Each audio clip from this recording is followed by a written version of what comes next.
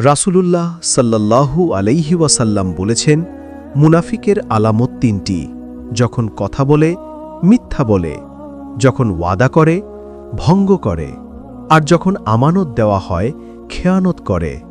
সহিহ বুখারী হাদিস নাম্বার ৩৩ ও সহিহ মুসলিম হাদিস নাম্বার ৫৯। মুনাফিকের ছায়া ও ঈমানের আলো। আল কিফায়া গ্রামের মসজিদের পাশে একটা বড় বাড়ি ছিল। সেখানে বাস করত হারিস নামে এক যুবক। বাইরে থেকে সে ছিল গ্রামের সবচেয়ে ধার্মিক মানুষ। প্রতি নামাজে সে সামনের সারিতে দাঁড়াত, উঁচু গলায় আমিন বলতো, রমজানে তারাবি পড়ে লোকদের নেতৃত্ব দিত। লোকে বলতো, হারিস তো ফেরেশতার মতো, তার দাড়ি, তার তসবিহ সবকিছু নিখুঁত। কিন্তু তার হৃদয়ে ছিল মুনাফিকির কালো ছায়া। সে মুখে ঈমানের কথা বলতো, কিন্তু অন্তরে ছিল কুফরের বিষ। হারিসের প্রতিবেশী ছিল ফায়েজ নামে এক সাধারণ কৃষক। ফায়েজ ছিল খাঁটি মুমিন। সে নামাজ পড়ত শান্তভাবে, দান করত গোপনে, আর তার কথা আর কাজ এক ছিল। হারিস তাকে দেখে হাসত, বলতো, ফায়েজ, তুমি এত সাধারণ কেন? দেখো আমাকে, লোকে আমাকে সম্মান করে। ফায়েজ বলতো, হারিস ভাই, কুরআন বলে, মুনাফিকরা যখন দাঁড়ায় নামাজে অলসভাবে দাঁড়ায় লোক দেখানোর জন্য, আর আল্লাহকে স্মরণ করে সমান্যই। সূরা আন-নিসা ১৪২। কিন্তু হারিসের কানে ঢুকত না। সে গ্রামের লোকদের সাথে ব্যবসা করত। একদিন গ্রামের এক গরিব বিধবা উম্মে সালমা তার কাছে এলো। বলল, হারিস ভাই, আমার ছেলে অসুস্থ। আমার কাছে ২০০ দিরহাম আছে, বাকি ৩০০ ধার দিন, আমি ফসল বিক্রি করে ফেরত দেব। হারিস মুখে হেসে বলল, আপা, অবশ্যই, আল্লাহর নামে ধার দিচ্ছি, কোনো সুদ নেই। লোকে শুনে তার প্রশংসা করল। কিন্তু অন্তরে হারিস ভাবল, এই গরিব কোথায় ফেরত দেবে? আমি টাকা নেব না, কিন্তু তার জমি দখল করব। সে কাগজে লিখল না, শুধু মুখে ওয়াদা করল। কয়েক মাস পর উম্মে সালমা ফসল বিক্রি করে টাকা নিয়ে এলো। হারিসের কাছে গিয়ে বলল, ভাই, তোমার টাকা ফেরত। কিন্তু হারিস চোখ পাকিয়ে বলল, কি টাকা? তুমি আমাকে কখনো ধার নাওনি, আমি তোমাকে চিনি না। উম্মে সালমা কাঁদতে লাগল, বলল, আল্লাহ দেখছেন, তুমি ওয়াদা ভঙ্গ করলে। লোকে শুনে হারিসকে সমর্থন করল, কারণ সে তো ধার্মিক। হারিসের মুনাফিকি বাড়তে লাগল। সে মসজিদে দানের ঘোষণা করত, কিন্তু গোপনে টাকা লুকাত। সে লোকদের সাথে মিথ্যা কথা বলতো, আমানত রাখলে খেয়ানত করত।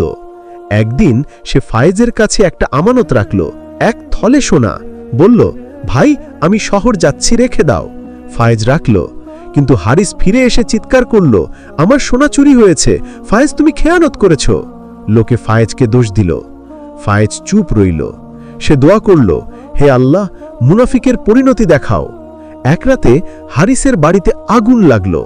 তার সব সম্পদ পুড়ে ছাই হয়। সে বেরিয়ে এলো, কিন্তু তার গোপন খেয়ানতের কাগজগুলো পুড়ে গেল না, সব বেরিয়ে পড়ল। লোকে দেখল তার মিথ্যা, তার ওয়াদা ভঙ্গ, তার খেয়ানত। গ্রামে হইচই পড়ে গেল। উম্মে সালমা বলল, এই তো মুনাফিকের পরিণতি। হারিস লজ্জায় মাটিতে মিশে গেল। সে ফায়েজের কাছে গেল, কাঁদতে কাঁদতে বলল, ভাই, আমি মুনাফিক, আমার মুখ আর অন্তর এক ছিল না, মাফ করো। ফায়েজ বলল, আল্লাহ মাফ করুন, তওবা করো। হারিস তওবা করল। সে মসজিদে গিয়ে সবার সামনে স্বীকার করল তার পাপ। সে উম্মে সালমার টাকা ফেরত দিল, ফায়েজের সোনা ফেরত দিল। তারপর সে সত্যিকারের ঈমানের পথে চলল, কথা আর কাজ এক করল, আমানত রক্ষা করল, মিথ্যা ছাড়ল। লোকে বলতো, দেখো, মুনাফিকির ছায়ায় অন্ধকার, ঈমানের আলোয় মুক্তি। ফায়েজ বলল, আল্লাহ বলেন, মুনাফিকরা জাহান্নামের সর্বনিম্ন স্তরে। সূরা আন-নিসা ১৪৫। হারিস তার বাকি জীবন তওবায় কাটালো। গ্রামের যুবকরা শিখল, মুনাফিকি ধ্বংস করে, খাঁটি ঈমান গড়ে। মসজিদে হারিস বলতো, অন্তর পরিষ্কার করো, আল্লাহ তো অন্তর দেখেন। হাদিস, রাসূলুল্লাহ সাল্লাল্লাহু আলাইহি ওয়াসাল্লাম বলেছেন, মুনাফিকরা জাহান্নামের সর্বনিম্ন স্তরে থাকবে, আর তুমি তাদের জন্য কোনো সাহায্যকারী পাবে না। সূরা আন-নিসা ১৪৫, তফসিরে উল্লেখিত হাদিসে সমৃদ্ধ। রাসূলুল্লাহ সাল্লাল্লাহু আলাইহি ওয়াসাল্লাম বলেছেন, যে ব্যক্তি তার ভাইয়ের সাথে সম্পর্ক ছিন্ন করে, সে যেন জান্নাতের দরজা থেকে নিজেকে দূরে সরিয়ে দিল। সম্পর্ক ছিন্ন করা হারাম, আর যে সম্পর্ক রক্ষা করে, আল্লাহ তার সাথে সম্পর্ক রক্ষা করেন। সহিহ বুখারী হাদিস নং 5984, সহিহ মুসলিম হাদিস নং 2558, অভিযোজিত। সম্পর্ক ছিন্নের অন্ধকার ও মিলনের নূর। আল কিফায়া গ্রামের পাহাড়ের ওপরে দুটি পাশাপাশি বাড়ি ছিল। একটিতে বাস করত রাফি নামে এক যুবক, আর অন্যটিতে তার চাচাতো ভাই সালাম। তারা শৈশব থেকে একসাথে খেলেছে, একসাথে মসজিদে গিয়েছে, একসাথে খেতে কাজ করেছে। কিন্তু একটা ছোট ঘটনা সব বদলে দিল। রাফির বাবা মারা যাওয়ার পর তার জমির একটা অংশ সালামের বাবার কাছে ছিল। সালামের বাবা বললেন, ভাইয়ের ছেলে, এই জমি তোমার, আমি শুধু দেখাশোনা করি। কিন্তু রাফি লোভে পড়ল। সে বলল, না, জমি আমার, তুমি দখল করেছ। সালাম বলল, ভাই, আমরা তো পরিবার, আলোচনা করি। কিন্তু রাফি রেগে গেল। সে কাজীর কাছে গেল, মিথ্যা সাক্ষী দিয়ে জমি নিজের নামে করল। সালামের বাবা বললেন, আল্লাহ দেখছেন। কুরআন বলে, যারা সম্পর্ক ছিন্ন করে আল্লাহ তাদের লানত করেন। সূরা আর রদ 25। রাফি শুনল না। সে সালামের সাথে কথা বন্ধ করল। রাস্তায় দেখা হলে মুখ ফিরিয়ে নিত। সালাম চেষ্টা করল মিলনের জন্য, কিন্তু রাফি বলল, তুমি আমার শত্রু। গ্রামে দুই দলে ভাগ হয়ে গেল। রাফির দল বলতো, জমি তারই। সালামের দল চুপ রইল। সময় গড়ালো। রাফির জমিতে ফসল হতো না, বৃষ্টি পড়ত না, গরু মরে গেল। তার স্ত্রী নূরা অসুস্থ হয়ে পড়ল। সে ডাক্তার ডাকল, কিন্তু টাকা শেষ। তার ছেলে আহমদ বলল, বাবা, চাচার সাথে মিলে নাও, সম্পর্ক ছিন্ন করলে আল্লাহর রহমত আসে না। কিন্তু রাফি বলল, না, আমি ঠিক করেছি। একদিন গ্রামে ভয়ঙ্কর ঝড় এলো। রাফির বাড়ির ছাদ উড়ে গেল। সে রাস্তায় দাঁড়িয়ে কাঁদল। লোকে সাহায্য করল না, কারণ তারা জানত তার অহংকার। সালাম শুনল। সে তার পরিবার নিয়ে ছুটে এলো। রাফির পরিবারকে তুলে তার বাড়িতে নিল, খাবার দিল, কাপড় দিল, ছাদ মেরামত করল। রাফি অবাক হয়ে বলল, তুমি আমার সাথে সম্পর্ক ছিন্ন করিনি। সালাম বলল, ভাই, রাসূল সাল্লাল্লাহু আলাইহি ওয়াসাল্লাম বলেছেন, সম্পর্ক রক্ষাকারীকে আল্লাহ রক্ষা করেন। রাফির চোখে পানি এলো। সে সালামের পায়ে ধরে বলল, ভাই, আমি ভুল করেছি, জমি তোমাদের, আমি সম্পর্ক ছিন্ন করেছি, মাফ করো। সালাম জড়িয়ে ধরে বলল, ভাই, জমি আমাদের দুজনের, আল্লাহ মাফ করুন। সেই দিন থেকে রাফি বদলে গেল। সে জমি ভাগ করে দিল, দুই ভাই মিলে খেতে কাজ করল। বৃষ্টি নামল, ফসল হলো প্রচুর, নূরা সুস্থ হল, গ্রামে শান্তি ফিরল। রাফি মসজিদে গিয়ে সবার সামনে বলল, আমি সম্পর্ক ছিন্ন করেছি, আল্লাহ শাস্তি দিয়েছেন, সালামের মিলনের দোয়ায় বেঁচেছি। আহমদ বলল, বাবা, সম্পর্ক মানে জান্নাতের সিঁড়ি। গ্রামের লোকে শিখল, সম্পর্ক ছিন্ন ধ্বংস করে, মিলন গড়ে। রাফি আর সালাম মিলে যুবকদের শেখাত কিভাবে পরিবারের বন্ধন রক্ষা করতে হয়। গ্রাম হয়ে উঠল ভালোবাসায় ভরা। হাদিস। রাসূলুল্লাহ সাল্লাল্লাহু আলাইহি ওয়াসাল্লাম বলেছেন, যে ব্যক্তি তার ভাইয়ের সাথে 3 দিনের বেশি সম্পর্ক ছিন্ন করে, সে জান্নাতে প্রবেশ করবে না যতক্ষণ না মিলন করে। সম্পর্ক রক্ষাকারীকে আল্লাহ রক্ষা করেন। সুনান আবু দাউদ হাদিস নং 4915, শায়েখ আলবানী কর্তৃক সহিহ। রাসূলুল্লাহ সাল্লাল্লাহু আলাইহি ওয়াসাল্লাম বলেছেন, যে ব্যক্তি তার প্রতিবেশীর প্রতি ঈর্ষা করে এবং তার ক্ষতি চায়, সে যেন তার নিজের হৃদয়ে বিষ ঢেলে দিল।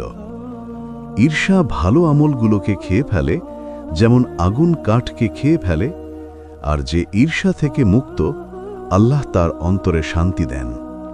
সুনান আবু দাউদ হাদিস নং 4903, শায়েখ আলবানী কর্তৃক সহিহ। ঈর্ষার বিষাক্ত ফল ও সন্তোষের মিষ্টি ফল।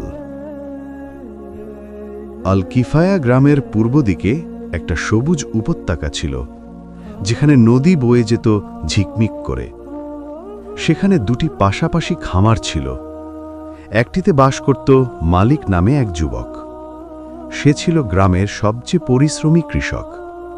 তার খামারে ফলের গাছ ঝুলত ভারে, গমের ক্ষেত সোনালি হয়ে দোল খেত, আর তার গোয়ালে গরু ছাগলের সংখ্যা বাড়তে থাকত। মালিক ভোরে উঠে ফজর পড়ত, তারপর খেতে যেত। স্ত্রী জাহারা আর ছেলে ইউসুফকে নিয়ে কাজ করত। সে সবসময় বলতো, আল্লাহ যা দিয়েছেন তাতে শুকর। কুরআন বলে, যদি তোমরা শুকর করো, আমি তোমাদের আরও দেব। সূরা ইব্রাহিম 7। তার পাশের খামারে বাস করত করিম। করিমও ছিল যুবক, কিন্তু তার খামার শুকনো। নদীর পানি তার দিকে আসত না, তার গাছ ফল দিত না। সে কষ্ট করত কিন্তু ফল পেত না। প্রতিদিন সকালে করিম মালিকের খামারের পাশ দিয়ে যেত। দেখত মালিকের গাছে আম, কমলা, আঙ্গুর ঝুলছে, তার গরু দুধে ভরা। করিমের মনে জাগত একটা কালো আগুন। কেন আল্লাহ মালিককে এত দিলেন? আমি কেন এত কম পেলাম? সে তো আমার মতোই কাজ করে। রাতে করিম ঘুমাত না। তার স্ত্রী ফাতিমা বলতো, স্বামী, আল্লাহর ফয়সালা, শকর করো, ঈর্ষা করো না। কিন্তু করিম বলতো, শকর? আমি কিসের শকর করব? মালিকের খামারে সোনা, আমার খামারে ধুলো। সে তো আমার প্রতিবেশী, কিন্তু তার সুখ দেখে আমার বুক জ্বলে। ফাতিমা কাঁদতেন, বলতেন, ঈর্ষা একটা বিষ, এটা তোমাকে খেয়ে ফেলবে। একদিন বাজারে গিয়ে করিম শুনল মালিক একটা বড় চুক্তি করেছে। সে তার ফল বিক্রি করবে শহরের বণিকদের কাছে, লাভ হবে 1000 দিরহাম। করিমের মন পুড়ে গেল। সে বাড়ি ফিরে এসে তার ছেলে আমিরকে বলল, বাবা, মালিক আমাদের ধ্বংস করবে, তার খামার বড় হলে আমাদের পানি কেড়ে নেবে। আমির ছোট ছিল, কিন্তু সে বাবার কথা শুনে ভয় পেল। করিমের ঈর্ষা বাড়তে লাগল। সে রাতে গোপনে মালিকের খামারে গেল, হাতে একটা ছোট ছুরি। সে মালিকের ফলের গাছের গোড়ায় কোপ মারল, যাতে গাছ শুকিয়ে যায়। তারপর তার গোয়ালের দরজা খুলে দিল, যাতে গরু পালায়। কিন্তু ঠিক তখনই তার ছেলে আমির দেখে ফেলল। আমির চিৎকার করল, বাবা, কি করছো? করিম রেগে গিয়ে বলল, চুপ, এটা আমাদের বাঁচার জন্য। পরদিন সকালে মালিক উঠে দেখে তার গাছ কাটা, গরু পালিয়ে গেছে। সে কাঁদল না, শুধু বলল, আল্লাহর উপর ভরসা, যে করেছে আল্লাহ তাকে শাস্তি দিবেন। গ্রামের লোকে এসে সাহায্য করল।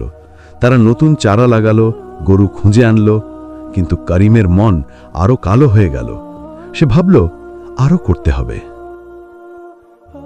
কয়েকদিন পর করিম আবার গেল। এবার সে মালিকের নদীর নালা বন্ধ করার চেষ্টা করল। কিন্তু রাতে ঝড় উঠল, বিদ্যুৎ চমকালো, আর করিমের পা পিছলে পড়ে গেল নালায়। সে চিৎকার করল, কিন্তু কেউ শুনল না। সারা রাত সে পানিতে ভিজল, ঠান্ডায় কাঁপল। সকালে গ্রামের লোকে তাকে উদ্ধার করল। তার পা ভেঙে গিয়েছিল, শরীরে জ্বর। মালিক শুনল। সে তার স্ত্রী জাহরাকে নিয়ে ছুটল করিমের বাড়ি। ফাতিমা দরজা খুলে কাঁদতে লাগল। মালিক বলল, আপা, আমি জানি কে করেছে, কিন্তু আমি ক্ষমা করলাম আল্লাহর জন্য। সে তার সেরা ডাক্তার ডেকে আনল, ওষুধ কিনে দিল, এমনকি তার খামার থেকে ফলও পাঠালো। করিম বিছানায় শুয়ে কাঁদল। সে বলল, মালিক ভাই, আমি ঈর্ষায় অন্ধ হয়েছি। আমি তোমার গাছ কেটেছি, গরু ছাড়িয়েছি, আমি পাপী। মালিক জড়িয়ে ধরে বলল, ভাই, ঈর্ষা শয়তানের ফাঁদ, আমি ক্ষমা করলাম। আল্লাহ বলেন, যারা ঈর্ষা থেকে মুক্ত এবং অন্যের ভালোতে খুশি হয়, তাদের জন্য রয়েছে মহা প্রতিদান। করিমের চোখে পানি এলো। সে তার ছেলে আমিরকে ডেকে বলল, বাবা, বাবা ভুল করেছে, ঈর্ষা আমাকে ধ্বংস করেছে। আমির কাঁদল। ফাতিমা বললেন, স্বামী, তওবা করো। করিম সুস্থ হয়ে উঠল।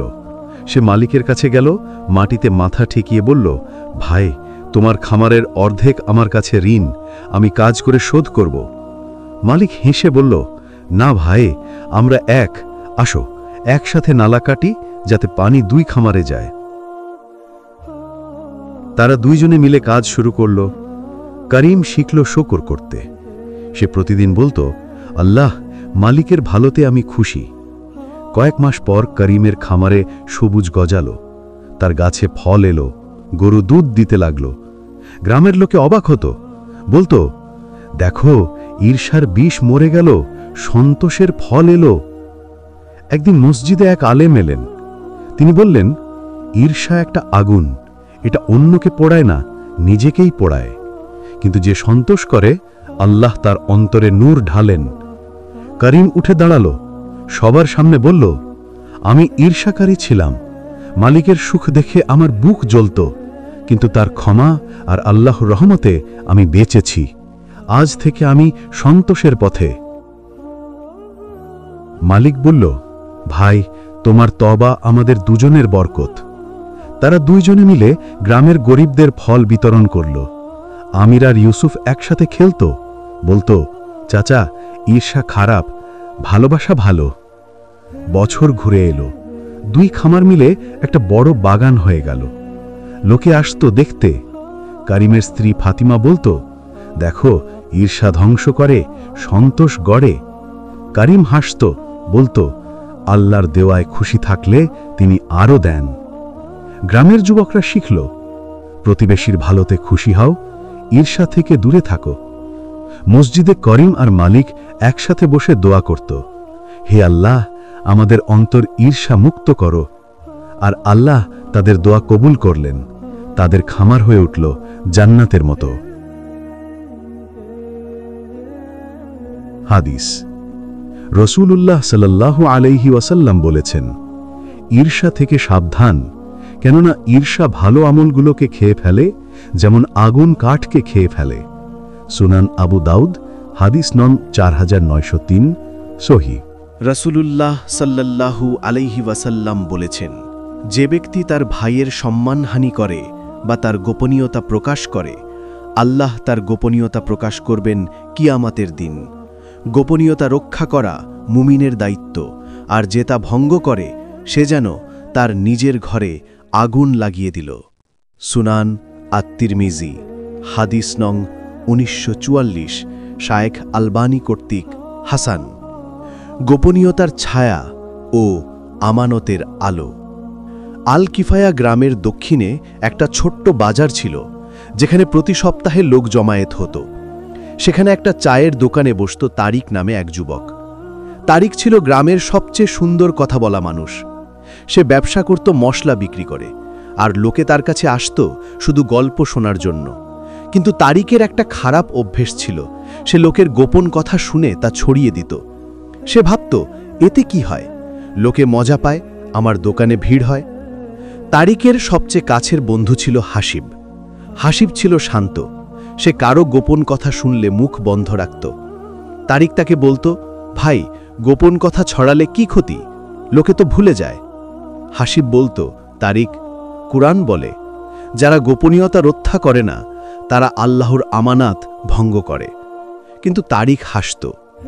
একদিন বাজারে এলো আমির নামে এক ধনী বণিক। আমির তারিকের দোকানে বসে চা খেতে খেতে গোপনে বলল, ভাই, আমি শহর থেকে একটা বড় চালান আনছি, কিন্তু এটা গোপন। আমার সাথে একটা ঋণের কথা আছে যা আমি শোধ করব, কাউকে বলো না। তারিক মুচকি হেসে বলল, ভাই, তোমার গোপন আমার কাছে নিরাপদ। কিন্তু অন্তরে সে ভাবল, এটা ছড়ারে মজা হবে।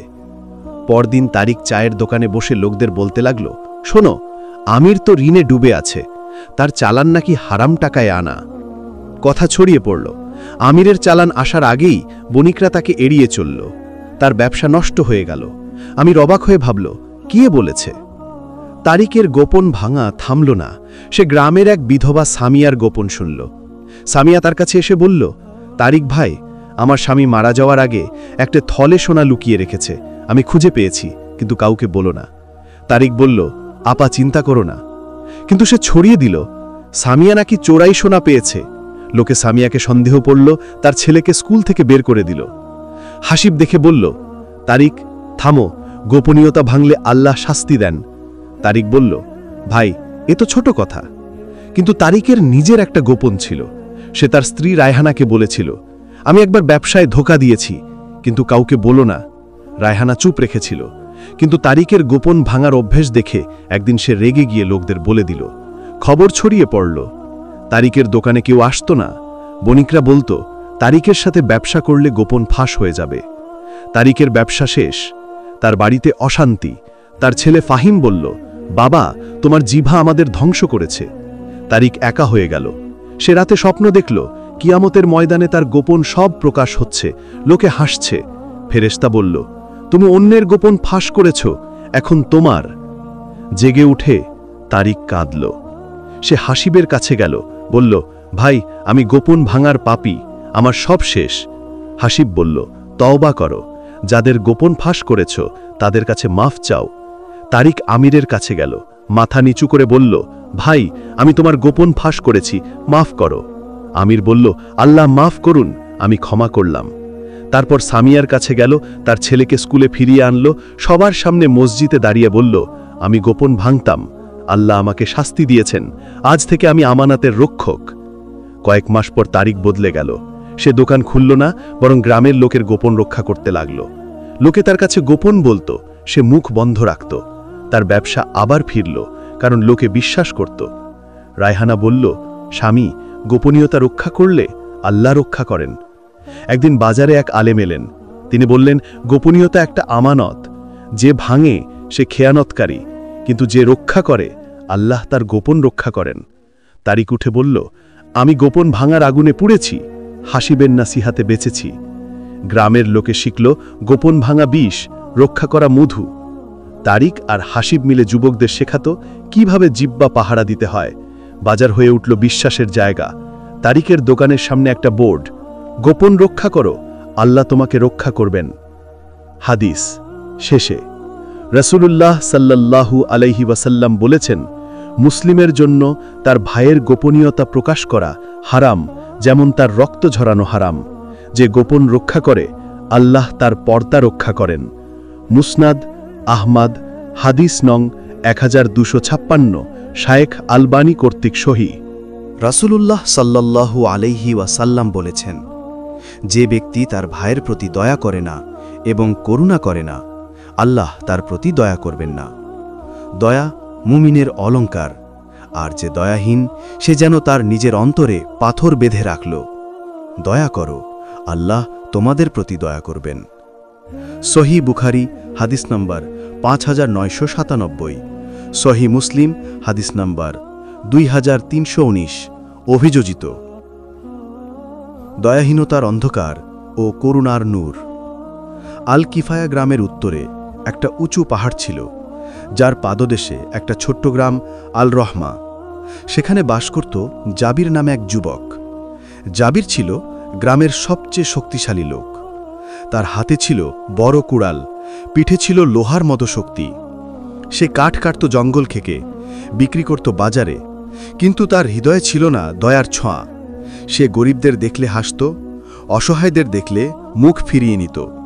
লোকে বলতো, জাবিরের শক্তি আছে কিন্তু দয়া নেই। জাবিরের প্রতিবেশী ছিল আব্দুর রহমান নামে এক বুড়ো। আব্দুর রহমানের স্ত্রী মারা গিয়েছে, ছেলে শহরে চলে গিয়েছে। সে একা থাকত, তার ঘর ছিল ভাঙা, ছাদ ফুটো, প্রতি বর্ষায় পানি পড়ত তার বিছানায়। জাবির দেখত কিন্তু সাহায্য করত না। আব্দুর রহমান একদিন তার কাছে এসে বলল, ভাই, আমার ছাদ মেরামত করার জন্য একটু কাঠ দাও, আমি টাকা দেব। জাবির রেগে বলল, চাচা, তোমার মতো গরিবরা শুধু ভিক্ষা করে, যাও, আমার কাঠ বিক্রি হয় ধনীদের কাছে। আব্দুর রহমান চোখে পানি নিয়ে চলে গেল। সে মসজিদে গিয়ে দোয়া করল, হে আল্লাহ, দয়াহীনদের হিদায়েত দাও। কুরআন বলে, যারা দয়া করে না আল্লাহ তাদের থেকে দয়া তুলে নেন। জাবিরের একটা ছোট বোন ছিল, সারা। সারা ছিল দয়ালু। সে গরিবদের খাবার দিত, অসুস্থদের ওষুধ আনত। সে ভাইকে বলতো, ভাইয়া, দয়া করো, রাসূল সাল্লাল্লাহু আলাইহি ওয়াসাল্লাম বলেছেন, দয়ালুদের প্রতি আল্লাহ দয়া করেন। কিন্তু জাবির হাসত, বলতো, বোন, দয়া করে কি লাভ, শক্তি থাকলে সব পাওয়া যায়। একদিন গ্রামে একটা বড় দুর্যোগ এলো। ভারী বৃষ্টি নামল, পাহাড় থেকে ধস নামল। আব্দুর রহমানের ঘর ভেঙে পড়ল। সে রাস্তায় দাঁড়িয়ে কাঁদল। গ্রামের লোকে সাহায্য করতে এলো, কিন্তু জাবির বলল, ওর নিজের দোষ, কেন ঘর মেরামত করেনি? সে তার ঘরে বসে হাসল। কিন্তু পরদিন ঝড় আরও বাড়ল। জাবিরের ঘরেও ধস নামল, তার ছাদ ভেঙে পড়ল তার উপর। সে চিৎকার করল, কিন্তু তার শক্তি কাজে লাগল না। সে আটকে গেল ধ্বংসস্তূপে। তার পা ভেঙে গেল, হাতে ব্যথা। গ্রামের লোকে শুনল, কিন্তু অনেকে বলল, জাবির তো দয়াহীন, কেন সাহায্য করব? সারা ছুটে এলো। সে চিৎকার করে বলল, ভাইয়া আটকে আছে। কিন্তু লোকে দ্বিধা করল। ঠিক তখন আব্দুর রহমান এলো। তার নিজের ঘর নেই, কিন্তু সে তার লাঠি নিয়ে ছুটল। সে লোকদের ডেকে বলল, আসো, জাবিরকে বাঁচাই, আল্লাহ দয়ালুদের ভালোবাসেন। তারা মিলে ধ্বংসাস্তূপ সরালো, জাবিরকে বের করে আনল। আব্দুর রহমান তার শেষ কাপড় দিয়ে জাবিরের ক্ষত বাঁধল, তার বাড়ির অর্ধেক খাবার দিল। জাবির বিছানায় শুয়ে কাঁদল। সে বলল, চাচা, আমি তোমার সাথে খারাপ করেছি, তুমি আমাকে বাঁচালে। আব্দুর রহমান বলল, ভাই, দয়া ফিরে আসে। রাসূল সাল্লাল্লাহু আলাইহি ওয়াসাল্লাম বলেছেন, যে দয়া করে আল্লাহ তার প্রতি দয়া করেন। জাবির সুস্থ হয়ে উঠল। সে আব্দুর রহমানের কাছে গেল, মাটির মাথা ঠেকিয়ে বলল, চাচা, তোমার ঘর আমি বানাবো, আমার সব কাঠ তোমার। সে তার শক্তি দিয়ে নতুন ঘর বানালো, ছাদ মজবুত করল। তারপর গ্রামের গরিবদের সাহায্য করতে লাগল। সারা হাসত, বলতো, দয়া মানে আল্লাহর সাথে সম্পর্ক। হাদিস, রাসূলুল্লাহ সাল্লাল্লাহু আলাইহি ওয়াসাল্লাম বলেছেন, দয়ালুদের প্রতি আল্লাহ দয়া করেন। তোমরা জমিনে দয়া করো, আসমান থেকে তোমাদের প্রতি দয়া নাজিল হবে। সুনান আবু দাউদ, হাদিস নাম্বার 4941, শেখ আলবানী কর্তৃক সহিহ। রাসূলুল্লাহ সাল্লাল্লাহু আলাইহি ওয়াসাল্লাম বলেছেন, যে ব্যক্তি তার প্রতিবেশীর কষ্টে সাহায্য করে না, সে যেন তার নিজের ঘরে আগুন লাগিয়ে দিল। প্রতিবেশীর অধিকার রক্ষা করো, কেননা প্রতিবেশীকে সাহায্য করলে আল্লাহ তোমাদের সাহায্য করেন। সুনান আবু দাউদ, হাদিস নং 4895, শায়েখ আলবানী কর্তৃক হাসান। প্রতিবেশীর কষ্ট ও সাহায্যের বরকত। আল রাহমা গ্রামের পশ্চিমে একটা গভীর জঙ্গল ছিল, যেখানে বুনো ফল আর ঝর্ণা ছিল প্রচুর। সেখানে দুটি ছোট্ট ঘর পাশাপাশি। একটিতে বাস করত ফারুক নামে এক যুবক। ফারুক ছিল গ্রামের সবচেয়ে সাহায্যকারী মানুষ। তার হাত সব সময় প্রসারিত থাকত প্রতিবেশীর জন্য। সে কাঠ কাটত, ফল তুলত আর গরিবদের দিত। তার স্ত্রী হালিমা আর রাইয়ানাও তার সাথে মিলে সাহায্য করত। ফারুক বলতো, প্রতিবেশী মানে পরিবার। রাসূল সাল্লাল্লাহু আলাইহি ওয়াসাল্লাম বলেছেন, প্রতিবেশী না খেয়ে থাকলে তুমি মুমিন নও। তার পাশের ঘরে বাস করত নাসির। নাসির ছিল একা, তার স্ত্রী মারা গিয়েছে, ছেলে দূর শহরে। সে অসুস্থ ছিল, পায়ে ব্যথা, হাত কাঁপত। তার ঘর ছিল অন্ধকার, খাবার কম। ফারুক প্রতিদিন তার জন্য খাবার পাঠাত, কাঠ দিত, ওষুধ আনত। কিন্তু গ্রামের আরেক প্রতিবেশী লতিফ দেখত সব, কিন্তু সাহায্য করত না। লতিফ ছিল ধনী, তার ঘর বড়, গোয়াল ভরা। সে ভাবত, নাসিরের কষ্ট তার নিজের, আমি কেন সাহায্য করব? আমার টাকা আমার। তার স্ত্রী সালমা বলতো, স্বামী, প্রতিবেশীর অধিকার আছে। কুরআন বলে, প্রতিবেশীকে ভালো করো, যে কাছে এবং যে দূরে। সূরা আন-নিসা 36। কিন্তু লতিফ শুনত না। সে নাসিরকে দেখলে মুখ ফিরিয়ে নিত। একদিন গ্রামে ভয়ঙ্কর খরা এলো, ঝর্ণা শুকিয়ে গেল, গাছ মরে গেল। নাসিরের অবস্থা খারাপ হয়ে গেল। সে বিছানায় পড়ে রইল, পানি নেই, খাবার নেই। ফারুক শুনল। সে তার শেষ পানির ঘড়া নিয়ে ছুটল। নাসিরকে পানি খাওয়ালো, খাবার দিল, বলল, চাচা, আমরা এক, আল্লাহ সাহায্যকারীদের সাহায্য করেন। লতিফ দেখল, কিন্তু চুপ রইল। সে তার ঘরে বসে বলল, ফারুক বোকা, সাহায্য করে নিজেকে কষ্ট দেয়। কয়েকদিন পর খরা আরও বাড়ল। লতিফের গোয়ালের গরু মরতে লাগল, তার পানির কূপ শুকিয়ে গেল। তার ছেলে আলী অসুস্থ হয়ে পড়ল। লতিফ ডাক্তার ডাকল, কিন্তু পানি না থাকায় ওষুধ কাজ করল না। সে রাতে কাঁদল। সালমা বলল, স্বামী, প্রতিবেশীর কষ্টে সাহায্য না করলে আল্লাহর রহমত আসে না। এক রাতে ঝড় উঠল, লতিফের ছাদ উড়ে গেল। তার পরিবার রাস্তায় দাঁড়িয়ে কাঁদল। গ্রামের লোকে শুনল, কিন্তু অনেকে বলল, লতিফ তো সাহায্য করে না। ফারুক শুনল। সে নাসিরকে নিয়ে ছুটল। নাসির অসুস্থ হয়েও বলল, ভাই, লতিফকে বাঁচাই। তারা লতিফের পরিবারকে তুলে ফারুকের ঘরে নিল, পানি দিল, খাবার দিল, ছাদ মেরামত করল। লতিফ অবাক হয়ে বলল, ভাই, আমি তোমাদের সাহায্য করিনি, তবু বাঁচালে। ফারুক বলল, ভাই, প্রতিবেশীকে সাহায্য করা আল্লাহর হুকুম। নাসির বলল, আমার কষ্টে তুমি সাহায্য করনি, কিন্তু আমি ক্ষমা করলাম। লতিফের চোখে পানি এলো। সে বলল, আমি ভুল করেছি, আমি স্বার্থপর ছিলাম। সে ফারুকের পায়ে ধরে কাঁদল। পরদিন লতিফ বদলে গেল। সে তার গোয়ালের দুধ নাসিরকে দিল, পানি ভাগ করে দিল। সে গ্রামের গরিবদের সাহায্য করতে লাগল। আলী সুস্থ হল। বৃষ্টি নামল ঝমঝম করে। 3 প্রতিবেশীর খামার সবুজ হয়ে উঠল। লতিফ মসজিদে গিয়ে সবার সামনে বলল, আমি প্রতিবেশীর কষ্টে সাহায্য করিনি, আল্লাহ শাস্তি দিয়েছেন। ফারুক আর নাসিরের সাহায্যে বেঁচেছি। আজ থেকে আমি প্রতিবেশীর খাদেম। রাইয়ানা আর আলী একসাথে খেলত, বলতো, প্রতিবেশী মানে ভাই। গ্রামের লোকে শিখল, প্রতিবেশীর কষ্টে সাহায্য না করলে নিজের কষ্ট আসে, সাহায্য করলে বরকত আসে। ফারুক, নাসির আর লতিফ মিলে একটা সাহায্য কমিটি খুলল। গ্রাম হয়ে উঠল রহমতের আলোয়। হাদিস, রাসূলুল্লাহ সাল্লাল্লাহু আলাইহি ওয়াসাল্লাম বলেছেন, জিবরাইল আলাইহিসসালাম আমাকে প্রতিবেশীর অধিকার সম্পর্কে এত নসিহত করেছেন যে আমি ভেবেছি প্রতিবেশীকে উত্তরাধিকারী বানিয়ে দেবেন।